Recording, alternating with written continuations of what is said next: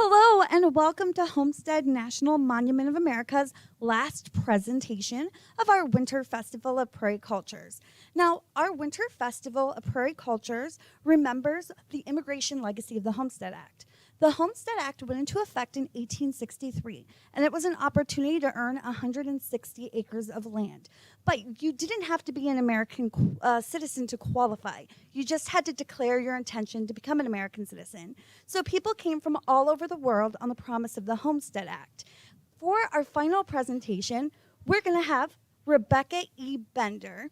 She co-wrote the book Still, and it details the experience of Russian Jewish and Romanian Jewish immigrants who came to the United States on the promise of the Homestead Act and fled the oppression they faced in Imperial Russia. So we're so excited to have you today, Rebeca, and I will let you take it from here. Please, everyone, feel free to put your comments in the description and in the comment section, and we'll be for sure to get to them at the end. Thank you, Amber. Welcome, Winter Festival viewers. I'm Rebeca Bender, and I'm excited to be your guide today as we talk about the experiences, traditions, and legacies of the Jewish farming homesteaders near Ashley, North Dakota in the early 1900s, some of whom were my ancestors. In 2013, my son Lincoln and I had relocated from St. Louis Park, Minnesota to Eureka, South Dakota. Eureka is my late dad Kenneth Bender's hometown, about 35 minutes from Ashley, North Dakota. Eureka, South Dakota sits right across the border to the south, and Ashley, North Dakota is right across the border to the north. A little known fact my dad would definitely want me to mention: Eureka was the wheat capital of the world from 1887 to 1902, with over $2 million worth of grain shipped out on the Milwaukee Road Railroad that year from its most profitable station with 42 crop elevators. That distinction for Eureka began about 25 years after President Lincoln had signed the Homestead Act in 1862, and was prior to the time my family homesteaded in the Dakotas, beginning in 1906. Though Eureka no longer holds that title of wheat capital, it is still a very fine place, nevertheless. Now, McIntosh County, North Dakota, where Ashley sits as the county seat, is the second county east of the Missouri River, not that far from Lewis and Clark's exploration routes in 1804. When the Jewish settlers escaping Russian persecution began to farm the land near Ashley, North Dakota in 1906, the land's history was not then known to them. Up until 30 years prior to their arrival, until the 1870s, the Great Plains tribes had lived and hunted on parts of this land. The troubling history that led to these lands becoming available for homesteading years later is now well known. In 2013, my son Lincoln and I were visiting the Ashley Jewish Homesteaders Cemetery, where my great-grandfather Kiva Bender is buried, as are other members of the Jewish homesteading community. Lincoln started asking me questions about his ancestors.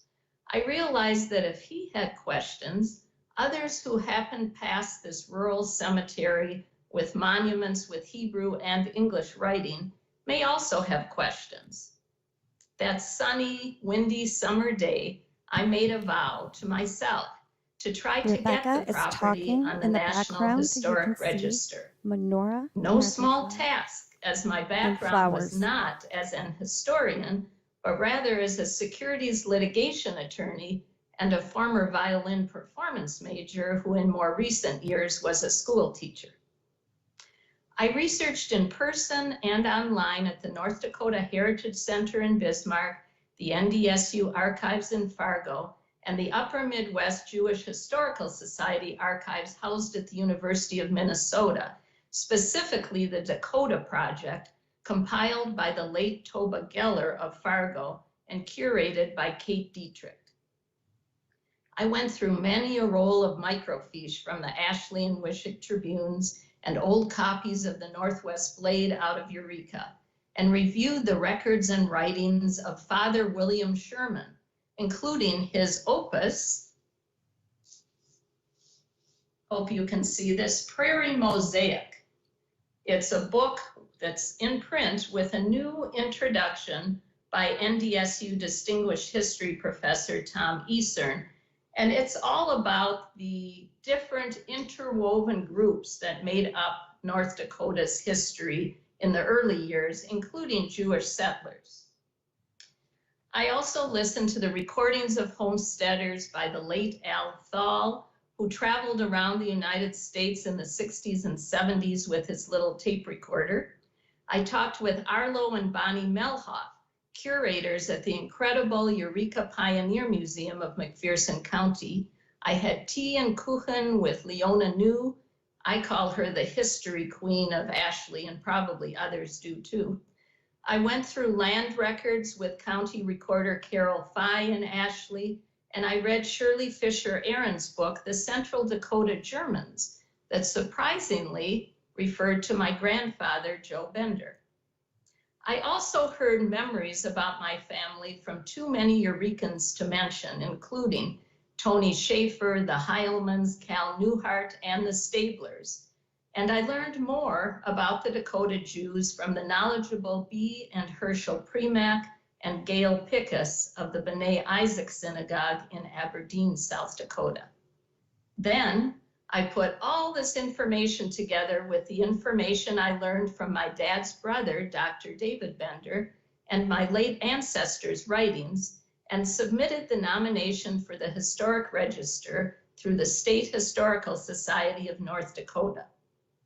The North Dakota Historic Preservation Board recommended the property to be listed on the National Register, and the United States Department of the Interior agreed, placing it on the historic list in November of 2015.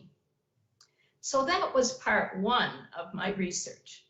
I then, with the assistance of the other two board members of the Ashley Jewish Homesteaders Cemetery, Stuart Kaufman and Rabbi John J. Tilson, organized a rededication of this cemetery in 2017 after fundraising to get 2 large boulders with educational plaques installed on the cemetery site.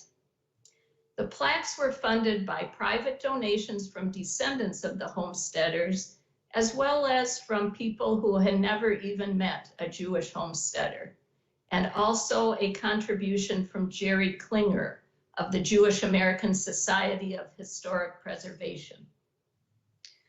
Over 100 ancestors and interested guests from 6 states attended the rededication in May of 2017, honoring these courageous pioneers. North Dakota Governor Doug Ducey even named the day North Dakota Jewish Homesteaders Day.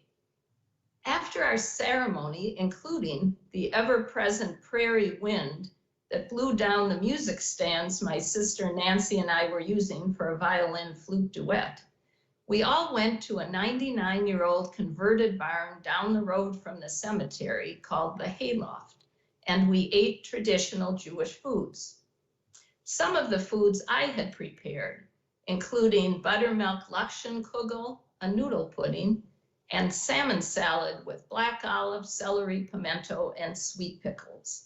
And additional traditional treats were brought from a kosher bakery in Minneapolis by my sister and brother-in-law, Nancy Bender Kellner and Barry Kellner, including cinnamon and chocolate babka, sweetbreads.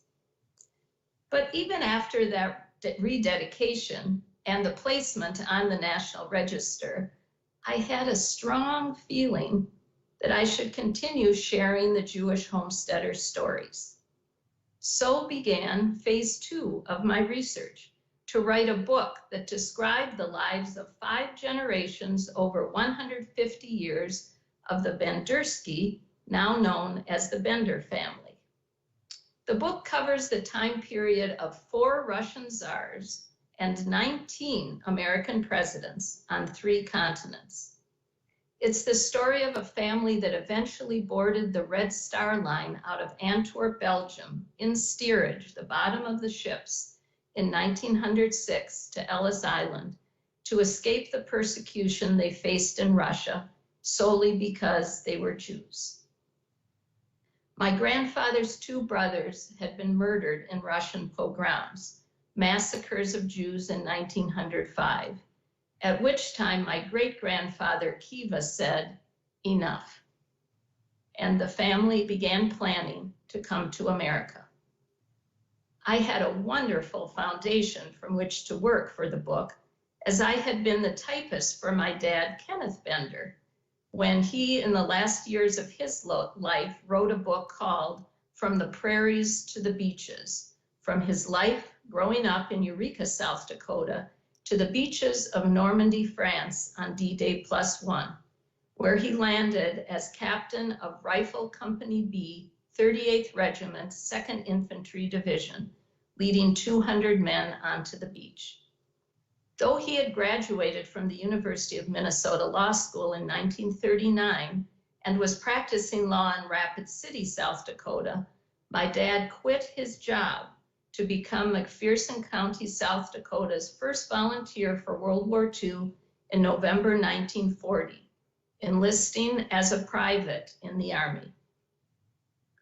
When he was honorably discharged in early 1946, he was a major who had earned the Silver Star for gallantry, Purple Hearts, Bronze Stars, and other honors.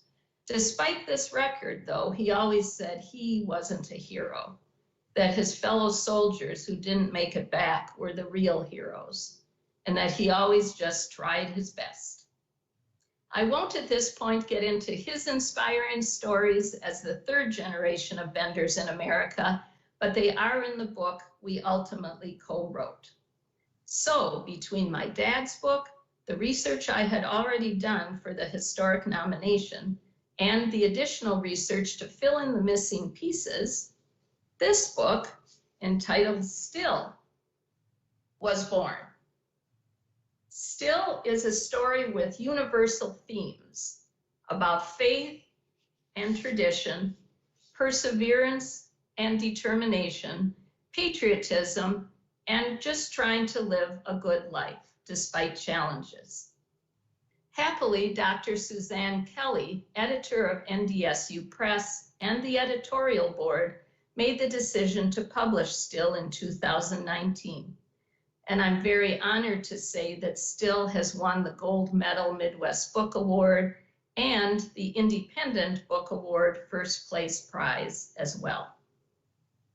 As we are celebrating the Jewish experience of homesteaders today, I will focus on the two generations of homesteaders in my family for my talk. The Benderskis' ultimate home in North Dakota upon arriving at Ellis Island was different from over 75% of their fellow Jewish immigrants in the second wave of immigration from 1898 through 1915. Rather than staying in or near the big cities on the East Coast, the Benders almost immediately headed west on trains to become first-time farmers on the plains of North Dakota. It may be hard to believe, but North Dakota had the most Jewish farming homesteaders of any other state except for 3 on the East Coast: New York, New Jersey, and Connecticut. Following the path of my ancestors, we traveled the 5,000 miles from Odessa, Russia, to Ashley, North Dakota, where my grandfather Joseph, with the help of his kind German-Russian neighbors, transformed himself into an American homesteading farmer. When he arrived, he had never even ridden a horse and knew nothing about farming, as Jews were not allowed to own land to farm in the Pale of Settlement in Russia, as a result of the restrictive May laws instituted by Russian Tsar Alexander III in 1882, and then continued by Tsar Nicholas II. Since Catherine the Great's time in the late 1700s, when large numbers of Jews living in Poland came under Russian rule, most Jews were only allowed to live in certain areas in Russia, later designated as the Pale of Settlement. It included the areas by the Black Sea where my ancestors lived, land which had been annexed by Russia from Turkey. The city of Odessa is on the Black Sea and was Russia's largest grain exporting port beginning in the 1860s. There had been about 150,000 Jews in Odessa around 1900 when my ancestors left, and there were about 400 Jews in Ashley, North Dakota as of 1910, a short time after they arrived. After clearing rocks and boulders, growing wheat and flax, raising cattle and chickens, and selling cream from their sod houses, most of the Jewish homesteaders near Ashley were successful enough to own their own land.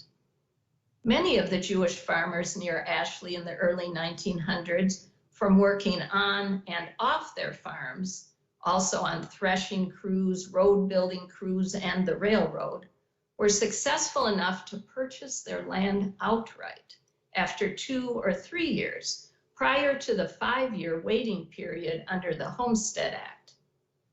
My North Dakota ancestors were able to do this, paying $1.25 an acre for 160 acres for a total of $200 in 1909 and 1910. This was a source of great pride to my grandfather to purchase the land outright. I will now read 3 short excerpts from Still to provide a little background before we talk about the homesteaders' traditions and legacies. Joseph Bender, my grandfather, was anxious to begin living the independent life of a farmer. However, even with adding a couple years to his real age at Ellis Island, Joseph was still too young to file for a homestead claim.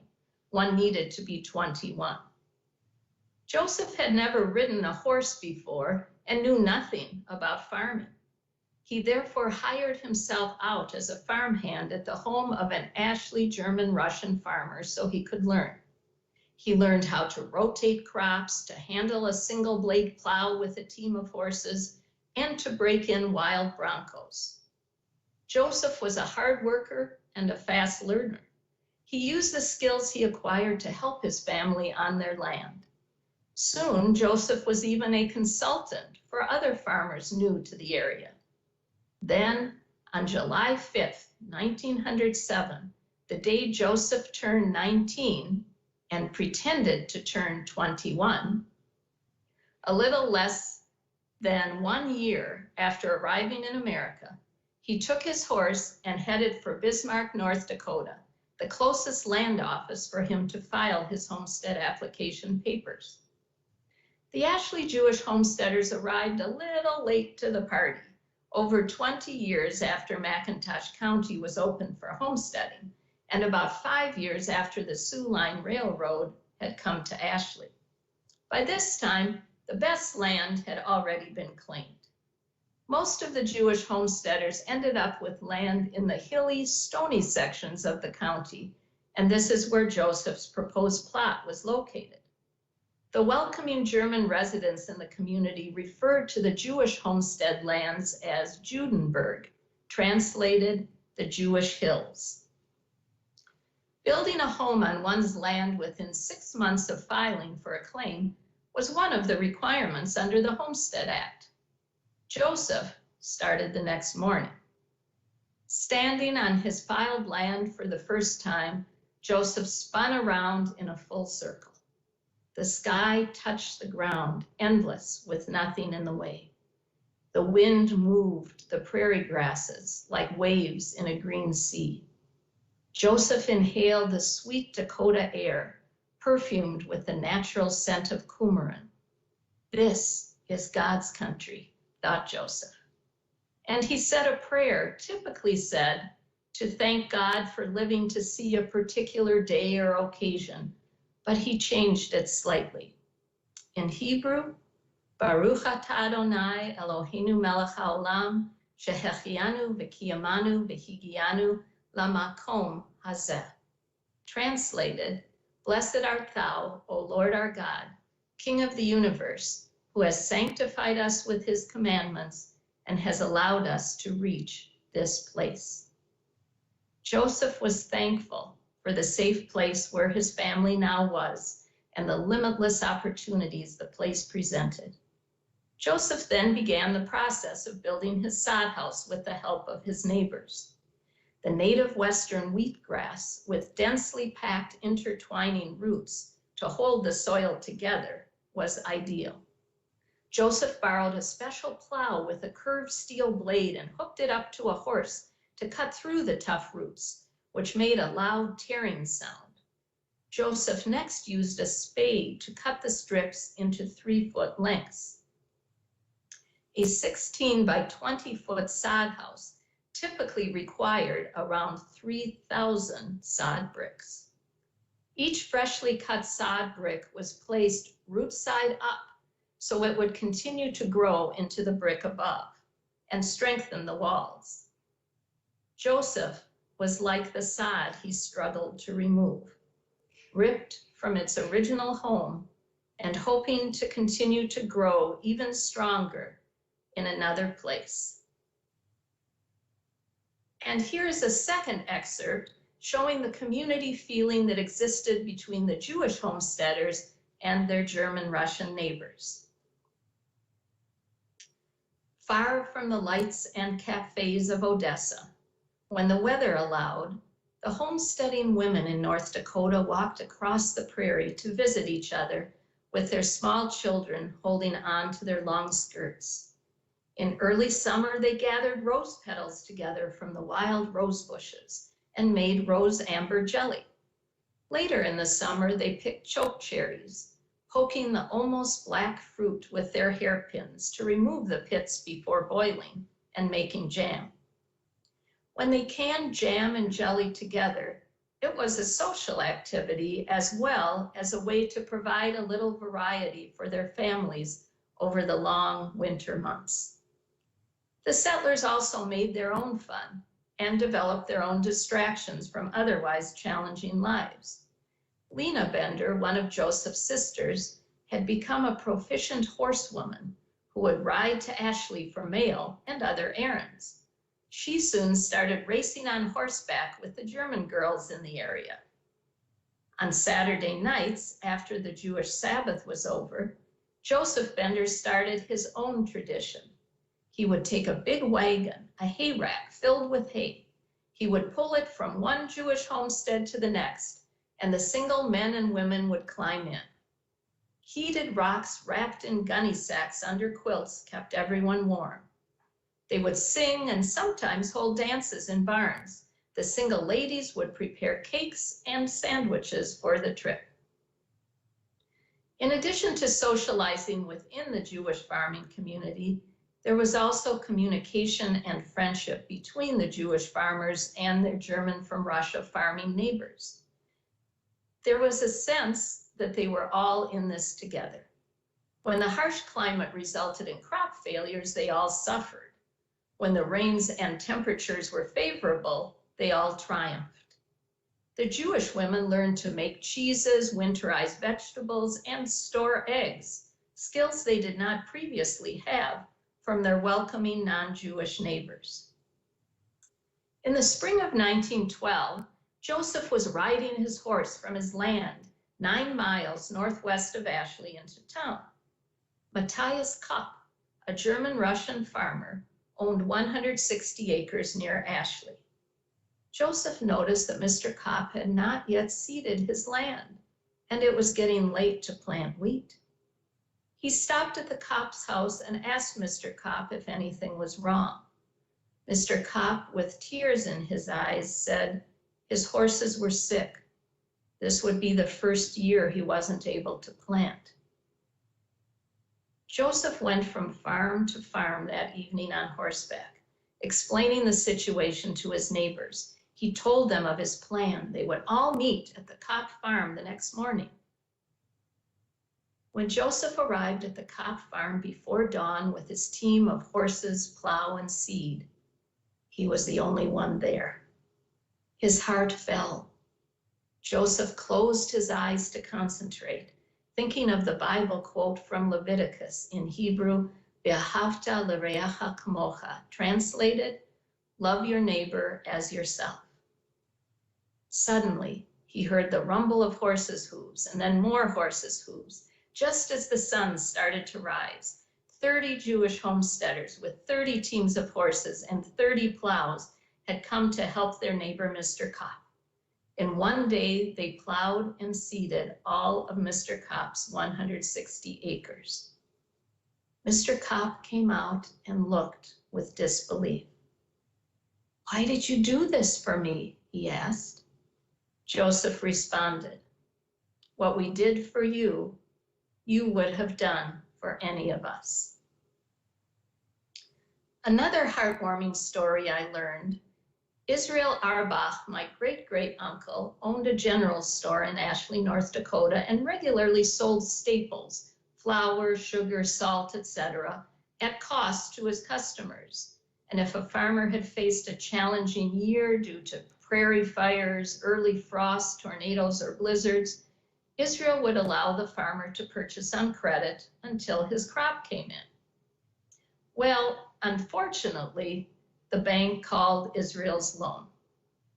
Israel went to the bank to turn in his keys and was surprised to see a line of his German-Russian neighbors, whom he had helped in the past, waiting at the bank to offer their own money and collateral so Israel could remain in business at his general store. Now to speak a little about traditions. The Jewish traditions that my ancestors brought with them from Russia and Poland have continued. My son Lincoln and I, and my sister Nancy and brother-in-law Barry, and their 4 children, Marshall, Malcolm, Sage, and Jackson, still celebrate the same Jewish holidays our ancestors celebrated in Russia and in North and South Dakota, and that their ancestors did before them. We are right now in the midst of celebrating Hanukkah, which begins on the 25th day of the Hebrew month of Kislev and lasts for 8 days. The Jewish calendar is based primarily upon the lunar months, whereas our Gregorian calendar is based on the 12 solar months. That is why Jewish holidays do not always fall on the same day as the secular calendar each year. Hanukkah is a winter holiday in the Northern Hemisphere, celebrating religious freedom. In the 2nd century BC, the tyrant Greek king, King Antiochus IV, took control of the area, which includes present-day Syria, Lebanon, and Israel, and instituted harsh decrees against Jewish life. Under his rule, Jews were forbidden from keeping the Sabbath and holidays, were ordered to eat non-kosher food, told to worship Greek idols, and were banned from studying the Torah, the 5 books of Moses, with a penalty of death. A small band of Jewish fighters called Maccabees rose up against the mighty armies of the Greek Syrians and won. When the Maccabees attempted to rededicate the Jewish temple that had been destroyed in Jerusalem, they wanted to relight the Ner Tamid, translated the eternal light, that was always lit in the temple. They only had enough of the pure olive oil to last for 1 day. The miracle that occurred was that 1 day's worth of oil lasted for the 8 days it took to obtain a new supply. So the Ner Tamid remained burning. On Hanukkah this year, in the Jewish year of 5781, we, as our ancestors did, eat foods fried in oil to commemorate the miracle, including latkes, which are potato pancakes fried in oil, and sufganiyot, fried donuts with jam inside. Here are some leftover, I hope you'll be able to see. Here are some leftover latkes, potato pancakes, from our meal last night. Sorry, we aren't all closer, so I could give you a little sample. Now, I could tell you that I grated the potatoes in the traditional way the latkes are made. That's the way my Grandma Mary, my Baba Minnie, my mother Frima, and I heard last night my sister Nancy made their latkes. But true confessions, as I was giving this speech today, I don't know if you can see, this is a potato pancake mix that I got at the store. Now let's see if there's anything inside. If you can see, it's empty. Yes, I admit these were made from a mix, but they still tasted pretty good. Now, if you decide you want to make latkes and you find a recipe online, don't expect them to look like silver dollar pancakes. It's the asymmetry of the grated potato that adds to their charm. My son and I still light the candles on the candelabra called a menorah or a Hanukkah for the 8 nights of the holiday, adding 1 more candle each night until all 8 are lit. So this is the way a Hanukkah menorah would look. Of course, it would be lit on the 8th night. Now, if you can see, you may wonder, well, what's with the extra candle in the middle, this 9th candle? That's called the shamus. It's a helper candle that's used to light the different candles on the menorah. Now, what's sort of interesting fact is that as each day progresses, we proceed going from right to left, putting the candles in for each day. And that's the same way that Hebrew is read, from right to left. So again, not sure if you'll be able to see this. Here, I'll back up a little and then come closer. Here is a Hebrew prayer book from the high holidays, from Rosh Hashanah and Yom Kippur, holidays celebrated in the fall. And here's Hebrew writing on one side and English writing on the other. And we read from right to left. Whereas, of course, English is read from left to right. So that's the same way that we light, or not light, that we put in the Hanukkah candles each day for each additional day of the holiday. Now, I'd like to show you something else. You may have seen or heard of these. These are called dreidels. And it's for a game commonly played on Hanukkah. And they can be made of just about any material. These are sort of traditional wood ones. They have letters on them. Nun, Gimel, Hey, and Shin. And it stands for, in Hebrew, Nes Gadol Haya Sham, which means a great miracle happened there. Now, in Israel, a little bit of trivia for you. In Israel, instead of the letter Shin, there's a different Hebrew letter, the letter Pei, which means here. Because the miracle of Hanukkah took place in Israel, their dreidels have Nun, Gimel, Hey, Pei, for a great miracle happened here. Briefly a little more about the dreidel game and tradition. Though Jewish teaching was outlawed by King Antiochus IV, secret schools were set up. Students kept these types of spinning toys in their pockets. So if Greek soldiers raided the schools, the children would just take out their tops and pretend they were playing.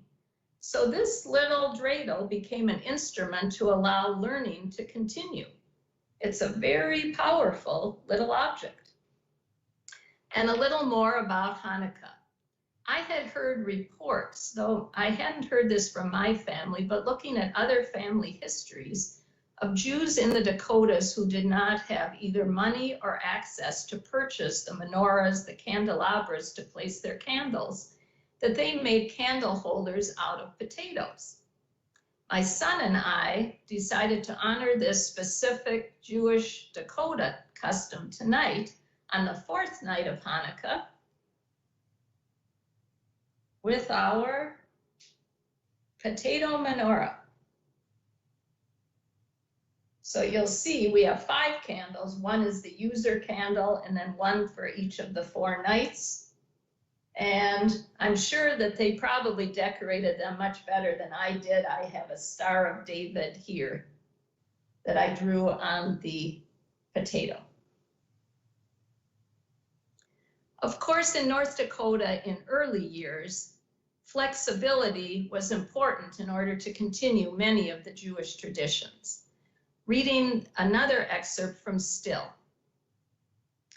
With the never-ending job of trying to succeed as a farmer amid drought, early frost, tornadoes, hailstorms, swarms of grasshoppers that could destroy an entire field of crops, and the howling wind, it would have been understandable had the Jewish immigrants in McIntosh County put their religion on hold temporarily upon arriving in North Dakota. But to do so would have been akin to asking them to stop breathing or eating. Even when the Homesteaders had been persecuted for their beliefs in Russia, they continued their religious traditions, oftentimes at great personal risk. Once coming to the United States, where practicing their religion and being allowed to live were not mutually exclusive concepts, these same Jews were not prepared to ignore their religious history. They felt they could be good citizens of their adopted country while observing their Jewish customs and rituals. Part of their Jewish observance required a quorum of 10 men, a minyan, for certain religious prayers and services, with the belief that God would then be present.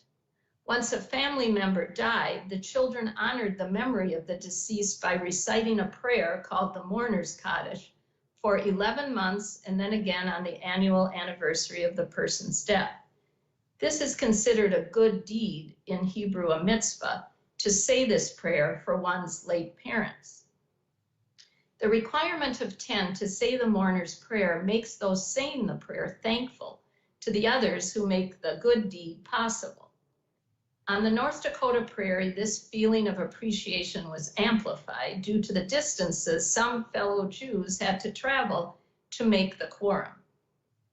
By Joseph Bender's 6th day in North Dakota in the summer of 1906, after his trip on the steamship SS Samlin from Antwerp to New York, and the train ride from New York to Eureka, and the ox cart ride from Eureka to Ashley, he was just beginning to get comfortable riding a horse. Lipman Bloom, a fellow bachelor homesteader, rode his horse and brought along another for Joseph. They all set out for Yankel Greenberg's house to recite the mourner's Kaddish for Yankel's mother on the anniversary of her death. "This is America," said Joseph to his father Kiva as they mounted their horses. As he grabbed the reins and began his gallop, dust from too many hot days without rain flew up from the horses' hooves. Joseph smiled, being part of the Minyan Brigade on the prairie. As there was no ordained rabbi in the early years, Kiva Bender, my great-great-grandfather, would oftentimes lead the prayer service and chant the Parsha, the weekly Bible portion, from the Torah scrolls.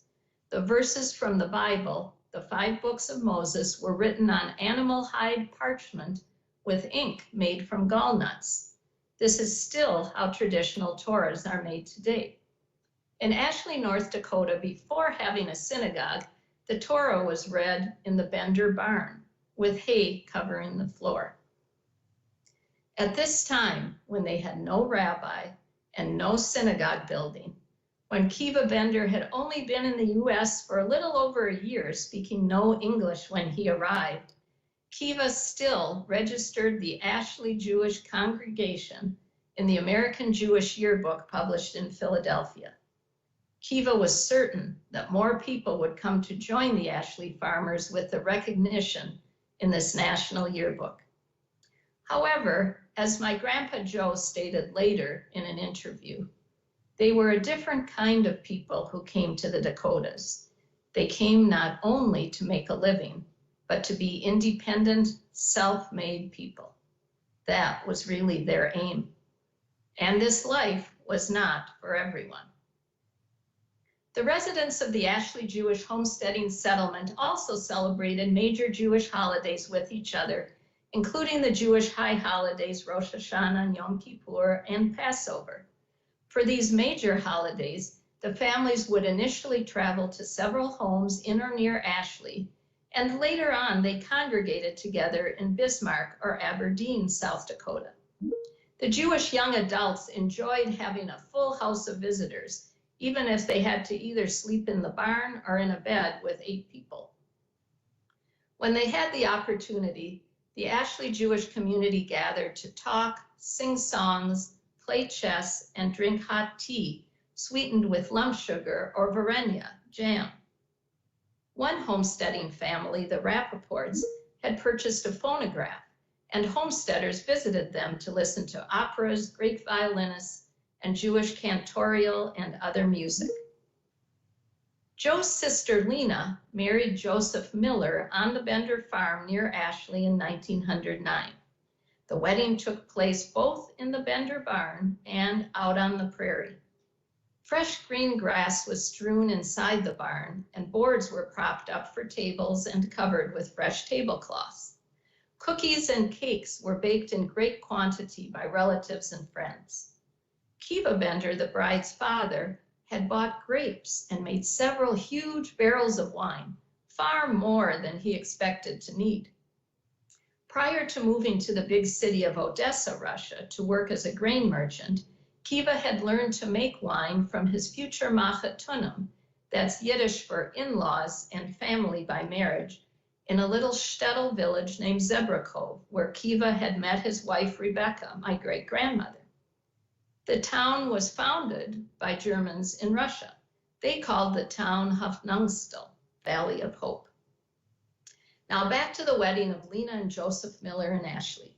Nathan Minnenberg, another Jewish homesteader, he was an artist. He had painted murals inside some of Ashley's churches and inside the county courthouse. He made a beautiful Star of David as a decoration. All Jewish families in the colony were invited. Now, I want to show you, as long as we just talked about the Star of David for a moment here, hopefully you can see up here is a Star of David or Shield of David. And you may have seen those around and wondered what it means, what it stands for. There's lots of different interpretations.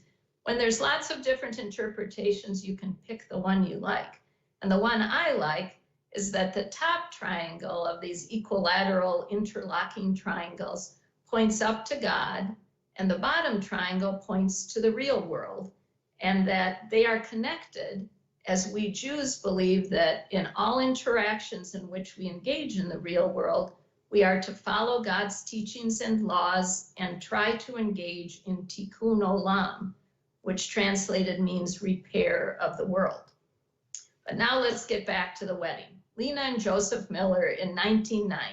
The chuppah, which is an archway symbolizing the future home the couple will live in together, was set up outside on the prairie. Their German neighbors, who had never seen a Jewish wedding before, came to watch. Kiva, of course, invited them along with the Jewish guests to have a drink. In less than 1 hour, according to the bride's history that she left, less than an hour, all wine, sponge cake, and other pastries were gone. The guests danced together on the prairie, reveling in the joy of the occasion. The musicians had been engaged to play until midnight, but when midnight arrived and they left, the groom, Joseph Miller, picked up his fiddle and, accompanied by a washtub drum, played waltzes and polkas far into the night. Now back to discussing traditions.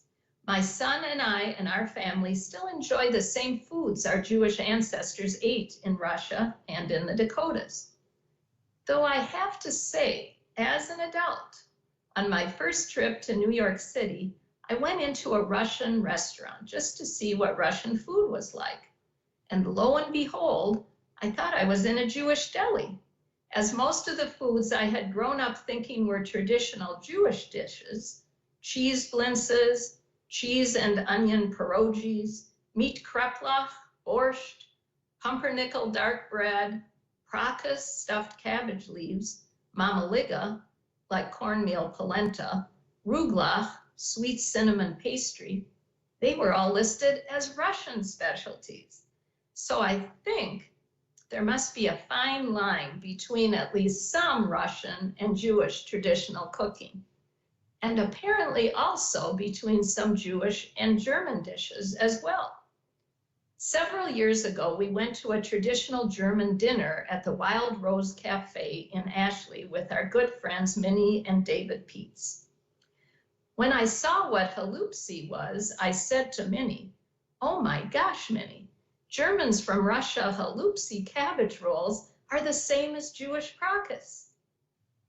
Very different cultures find connections in steamy kitchens. My son and I still pray to God with the same prayers our ancestors did. With respect to rituals, I had a bat mitzvah, symbolically taking on responsibilities as an adult Jewish woman in the community when I was 12, reading from the Torah. My son had his bar mitzvah at 13 and also read from the Torah. And we both attended Talmud Torah in Minneapolis, also known as Hebrew School, after our regular public school classes.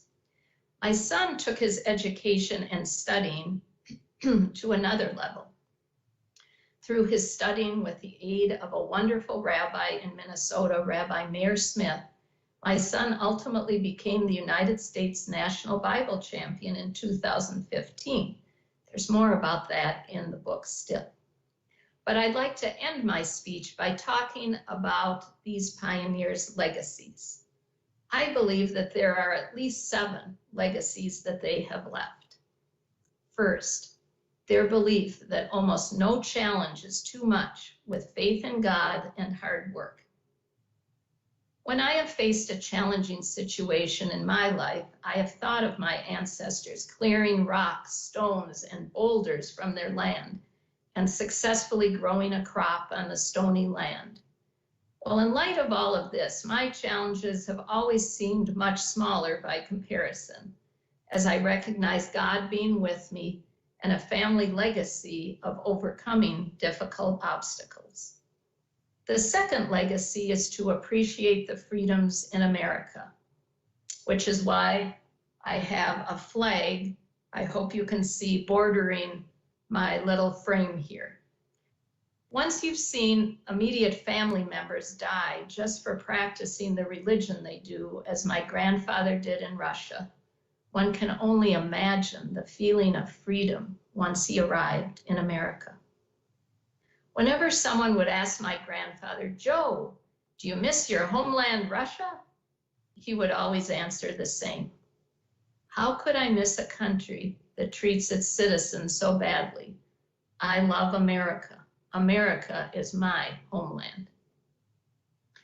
Some of the rocks on the land they were seeking to farm were so big, they had to set a fire on the rock, then pour cold water on the rock to crack it, then use the pickaxe and crowbar to break out the rock pieces before putting the rocks in the stone boat, which the horse would then pull over to the ravine. And this was not just men's work. Women were working right alongside them in this hard labor. When Joseph and my grandmother Mary were living in their sod house, they had to fill the coal stove in their house every hour or 2. But neither the rocks nor filling the stove frequently were anything to complain about. My grandfather said years later, "We were happy and satisfied.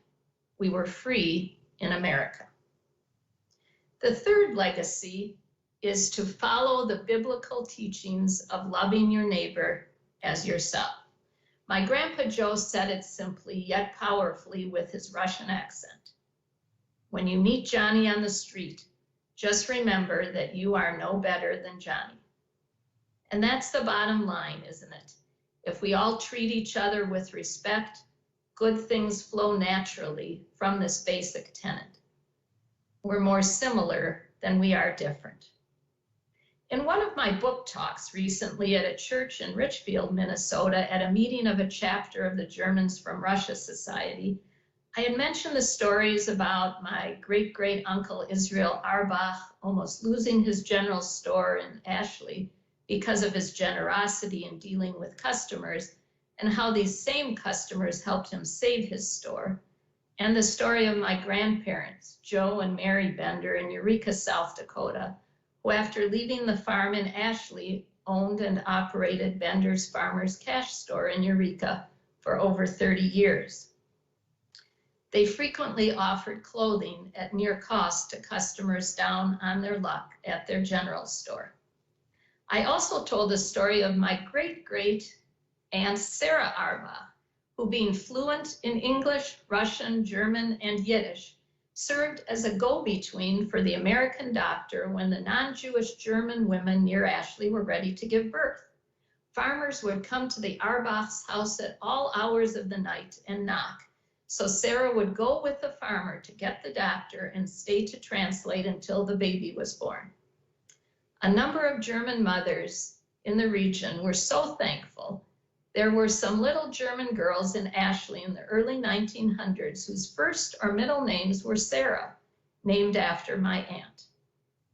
Well, at this one talk in Richfield, a gentleman asked if he could tell a story, and I, of course, said yes. He is a well-known translator of German literature. I hope I pronounced his name correctly, James Gessley. His most recent translated book, Amelia, the Girl from Bessarabia, is available from the Germans from Russia Heritage Collection at NDSU. Well, Mr. Gessley told us a story I will share with you. He told of Ali Dekovna, a Jewish former hide buyer who used to have Mercer, North Dakota, on his route. In 1915, he put down roots and opened a general store there. Ali was known as an empathetic fellow who would not demand payment immediately if the buyer could not afford the intended purchases. Years later, when James's father was setting up a bulk oil petroleum operation and checked with James's grandfather for advice about dealing with late-paying farmer customers, his grandfather said simply, treat them like Ali Dekovna would. Grant them credit until the crop comes in. These true stories of kindness and empathy, along with the stories of becoming successful farmers despite the rocky, hilly land and the climatic challenges, I would venture to guess would be the ones that my ancestors would be most proud of. For in Judaism, though rituals are important as tangible expressions of the religion and tradition, it is not enough. Without living one's life in accordance with the Jewish teachings, the rituals are considered meaningless. In other words, we are supposed to not just talk the talk, but also walk the walk. One other point my ancestors were proud of was that they didn't hide who they were and were accepted in their communities, both because they tried their best to be good people and also because they were living among good people. When the Jewish high holidays came up, my great uncle in Ashley and later my grandparents in Eureka put signs in their windows and ads in the local newspapers, closed for the Jewish holidays. And as I stated in the book still, their customers came back when they did. In addition, my grandfather, Joe Bender, served as a member first of the school board, then as an alderman, and ultimately as the mayor of Eureka, despite his family being the only Jewish family there at the time, indicating a true level of acceptance. The fourth legacy I'd like to share with you: don't limit your expectations of people and what they can do. In North Dakota, my grandfather worked on the railroad as a heiser, shoveling coal to make ends meet. He was on threshing crews, road building crews. He sold cream. He was a farmer. Then he was a general store owner. Over the course of this time, he ran into just a few people, as described in Still, who thought some of these were not jobs for a Jew. But if someone ever said, I've never seen a Jew do this or that, my Grandpa Joe would always say, Well, now you have. The fifth legacy is to appreciate the opportunity for education and to learn new things. My father's father, Joe Bender, was on a boat to America, expected to be a man at 17 prior to graduating from high school. My father's mother, Mary Reefman, had to leave school in Baltimore, Maryland in 4th grade to work in a department store to make ends meet for the family. My mother's mother, Minnie Goldberg, delayed graduating high school in St. Paul to care for her ill mother. And my mother's father, Sam Gordon, had to leave school in 3rd grade to deliver dry cleaning via horse and buggy up and down the steep hills in Duluth, Minnesota for his uncle's dry cleaning business. All of them, from both sides of my family, prized education and celebrated seeing their children and grandchildren learn. My mom's father, Sam, used to point out to her and her sister each morning when he dropped them off at Maddox School in St. Paul, the quote from Psalms written above the school door: "Take fast hold of education, for she is thy life." The sixth legacy is to remember those who came before us and to honor their memories.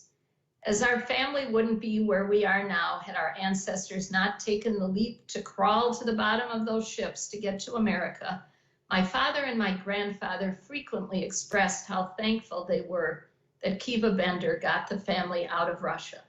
Of course, history emphasized the truth of their sentiment. By the time the Romanians, Nazis' allies, occupied Odessa in 1941, there were about 90,000 Jews living there. In October 1941, the remaining Jews in or near Odessa were either rounded up and put in barracks with gasoline on the ground that were set on fire, or hanged or shot on the spot. The rest were taken to concentration camps where most died. Most of the Jews who remained in the little village of Zebra Cove, where my great-great-grandparents had their winemaking business, where my great-grandparents met and married, and where my grandfather, Joe Bender, was born, suffered a similar sad fate. 50 years later, in the 1990s, a memorial was built and trees were planted in Odessa as part of a commemoration of the victims of the Holocaust. The trees were planted in honor of each Odessa citizen who tried to save Odessa Jews. Trees and monuments are, of course, important and appreciated, but the senseless and random nature of these Jews losing their lives in pogroms and during the Holocaust makes it difficult to not think, "There, but for the grace of God, go I." The final legacy I would like to mention is the importance of telling family stories to the next generation. Simply put, once our ancestors pass away, their stories are gone also, unless recorded, written down, or preserved in some way. I'm thankful I know so many homesteader stories because they or others recognize how priceless these tales are. I always refer to these inspiring family stories as gifts that keep on giving.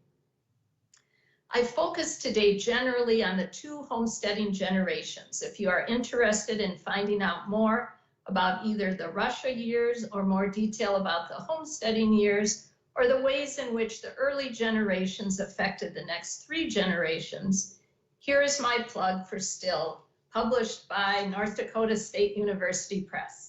It may be purchased online through NDSU Press at ndsupress.org or by contacting Dr. Suzanne Kelly or Zachary Beets. They'll happily help you out. Or you may go online to library.ndsu.edu/GRHC. That's the NDSU's Germans from Russia Heritage Collection.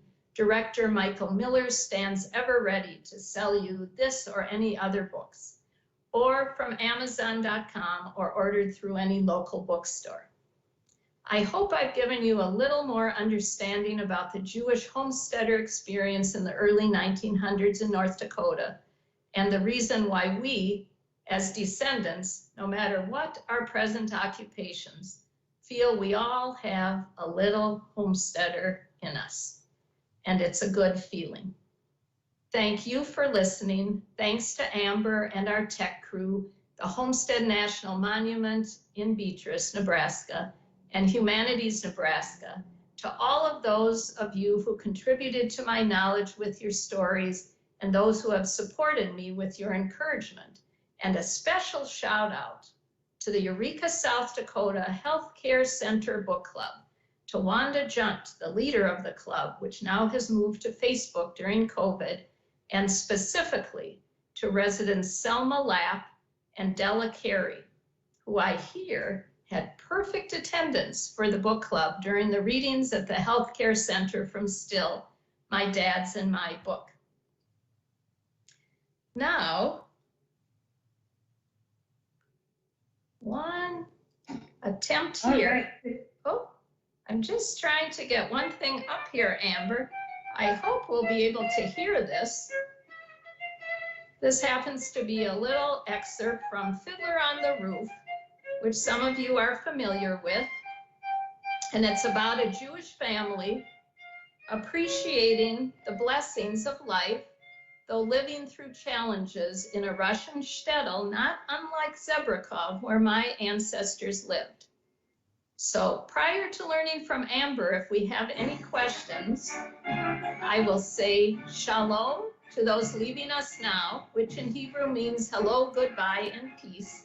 Be well, and here's wishing that this holiday season you continue with an old tradition or start a new one, and also encouraging you to write down family memories.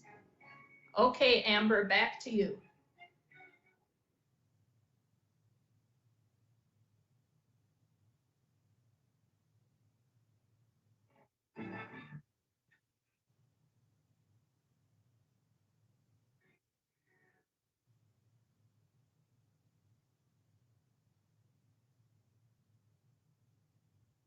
One moment, because I needed to turn off the music, technical issues, operator issues. Could you please repeat that question, Amber? Okay.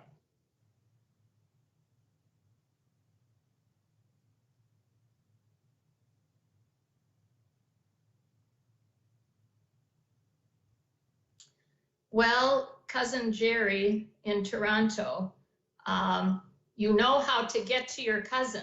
Now I have to not get teary here thinking about that.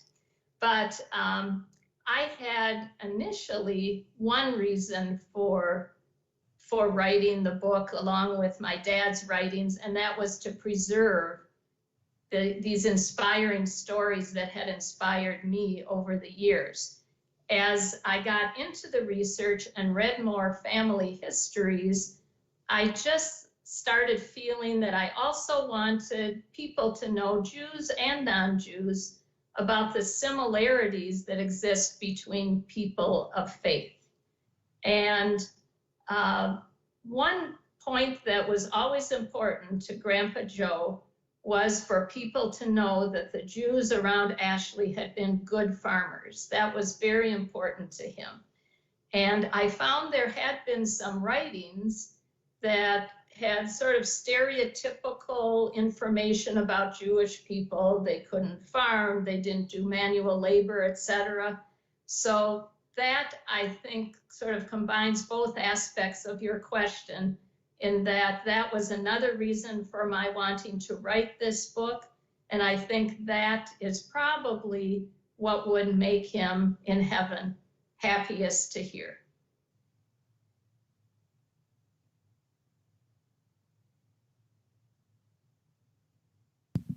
How has the book and your family's history influenced your son, Lincoln? And this is from W.S. Dinner. Well, I believe that the same impact that it has had on me, it's also had on my son. He has been there through the whole process. I cannot begin to tell you, for example, when we had the educational plaques on boulders brought from Pierre, South Dakota by a cattle driver, and we saw in the early morning, a huge truck, Lincoln and I saw the truck coming with the cattle driver who normally would transport cattle, and he was bringing the big boulders with the plaques to educate people who happened past the cemetery. Um, it was almost a chill-inducing moment, and to know that when people pass by, they will have information instead of questions is a good feeling. I have to say, what touched me about Lincoln's involvement particularly was when we were working to restore some of the stones on the cemetery with some wonderful volunteers, including Mr. and Mrs. Timbrook and a Quaker man, Raymond Schneider Kuhn, and Lincoln and I at the cemetery on one day when it was actually 99% humidity and over 100 degrees. And when I saw Lincoln using the techniques we had been taught by Mark Timbrook, scrubbing his great grandfather Kiva Bender's stone, it was very heartwarming.